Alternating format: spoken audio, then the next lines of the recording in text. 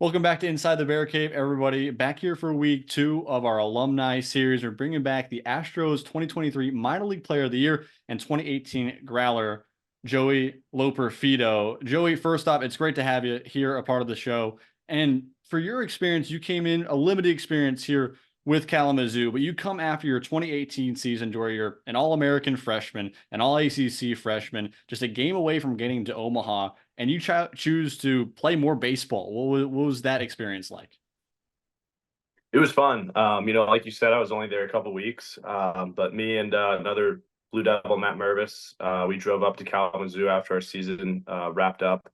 But it was a blast. I really enjoyed the time I was there.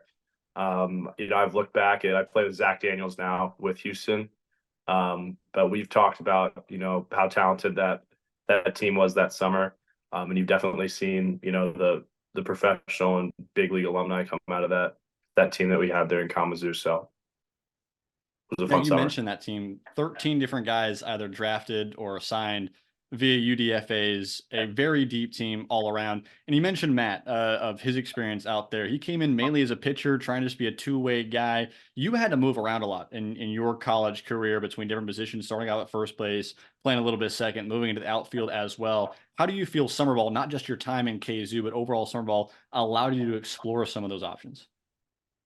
Yeah, I think as the Northwoods especially, and in Kalamazoo, you're playing pretty much every day, and so I think as a college guy, that's the closest thing you'll get to what the minor leagues are like, and being able to show up every day, get better before the game, and work on through your routine and what you need to work on to prepare yourself to play, but also trying to get better, and be ready to compete, by the time the game starts.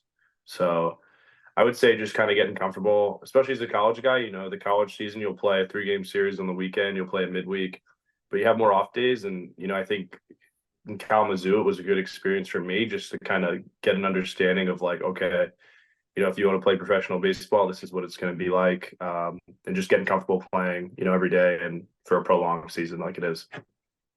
Another thing to note from, I guess, your career with Duke and a little bit that I guess I've personally seen with Cody Pachaki and his setup here in KZoo is the want to build guys to end up being captains. You started off just as a freshman. You were a part of your leadership core at Duke. You ended up being a captain by your senior season.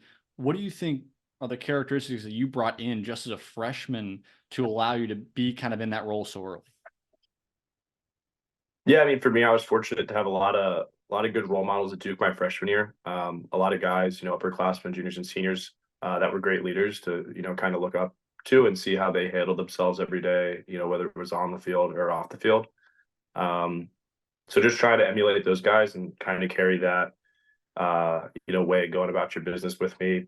Up through my career. And in Kalamazoo, we had a great clubhouse of guys, and coach is he's awesome. I think everybody enjoys playing for him. So it was an easy transition there for sure. So you go through 2018, you have another great 2019, again, moving around to second base. You go into 2020 and season gets cut or get cut off. And you go into that 2021 season kind of seeing where you're going to gauge yourself for the upcoming draft. What was that technically long off season like? Yeah, I mean it was kind of stressful. I mean the world was in a pretty weird spot, and I was fortunate. My college roommate Mike Rothenberg, his family lives in South Florida, and they opened up their house to me and a couple other guys from Duke to go down there and train during the shutdown, which was great for us because we were all trying to stay in the best shape we could and stay ready for any potential college or minor league season that would happen. But it was weird. I felt like I was going to get drafted in the 5-round draft and didn't, and ended up going back to Duke for a fourth year, which, at the time felt like the end of the world. I wanted to start my pro career, but looking back on it, it's one of the best decisions I've ever made for sure. Um, so it was definitely a weird time. And I don't know if really anybody in the baseball world knew, how it was going to shake out, and just kind of doing your best to stay ready best you could. You mentioned going back for that senior season, another year of getting inside the NCAA tournament, all 3 of your years that you were with the Blue Devils, getting yourself a shot, at least a win or two away from getting yourself to Omaha. What was that camaraderie like trying to build that program, to being what Duke truly is today, in its high regard inside the ACC? Yeah, I mean, my whole Coach Power to Duke's recruiting pitch to me when I was, a sophomore in high school was pretty much exactly where we took the program to compete in, in the postseason regionals, super regionals, competing to go to Omaha. So to be a part of that and to see, their success that they've had now and a year in, year out basis, it's been really cool. Um, and again, anything, I could have done in my time there, I was going to do for the program. And still, I mean, we're thinking not this weekend, but next weekend's their first pitch kind of alumni banquet, and everybody's getting excited to go back, and we have a good alumni turnout each year for that. So it's a special program, and Coach Pollard's cultivated a pretty special culture down there, and I think that they're going to continue to have success for sure. So you go 6 years after your start in KZoo and kind of getting that experience towards what day by day minor league baseball is like. You're now into the thick of what minor league baseball is like. First off, again, congrats on the Astros Minor League Player of the Year award from this past season. But I think a big piece of that is how much you jumped just this year from going to high A ball, ending off the year in AAA, and leading it was being top five in 13 different categories across the Astros minor league system. How do you keep that longevity, and how do you feel playing summer ball helped you in that process? Yeah, I mean, I think for me the biggest thing is just knowing what I do well and continuing to work on those things, and also day in and day out trying to get better at the things that I know I can get better at. I think in the same sense that summer ball is an opportunity for guys, to develop while they play.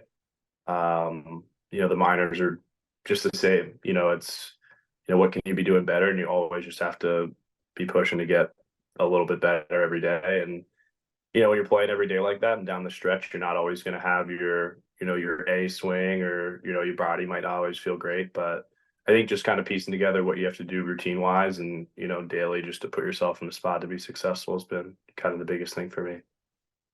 We're just about a month out from spring training getting together, guys going out into Florida as well as Arizona. What are the next steps for you, hopefully, in your career?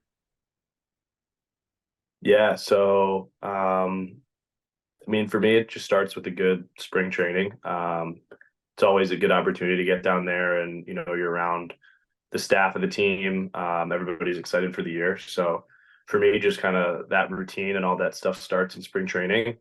Um, and from there, it's just kind of controlling what you can control. It's a little cliche, but it's such a long season and so many things that can happen. So I think it's just about putting yourself in spots every day to be successful, and trying not to get too tunnel visioned on the individual games, and just kind of thinking big picture with everything.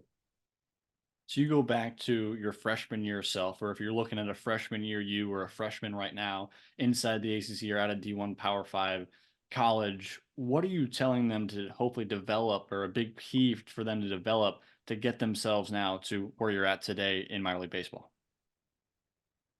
I think just the things that I work on now, and that big leaguers and all stars are working on, are the same things that they've been working on for most of their career. So I would just tell myself or any freshman wherever they're playing that like the things that you could be working on right now are the same things you're going to be working on 6 years later in your career, or when you're playing in the big leagues. There's not really no special drill or like secret, you know, like drill that anybody's doing. I mean, it's all kind of the same stuff. But the attention to detail and, the commitment and consistency with it is kind of what separates guys. So I think just an understanding of, having a plan of how you're going to get better and how you're going to develop yourself. And knowing that you don't have to be the best version of yourself as a player when you're, 19 or 20. And that if you want to play in the big leagues, that's got to hit your stride, a couple years later down the road. I know we're getting closer to it, and you're working your way up near and near to that spot, but the bright lights in Houston aren't too far away for you. What would it mean, or would you even comprehend to be able to set up what it would be to play in Houston a year or two down the road? Yeah, I mean, it's exciting. I was in AAA to finish out last year, and even there, where you're just kind of one transaction away of guys going up and down pretty consistently, it's cool to see. And it's definitely the way that that organization's trending, and all the success that big league teams had over the past couple of years. It's exciting, but again, just like you got to keep working and keep getting better. So cross that bridge when we get to it. All right. Well, Joey, thank you so much for your time. Yeah, for sure. Thank you for having me.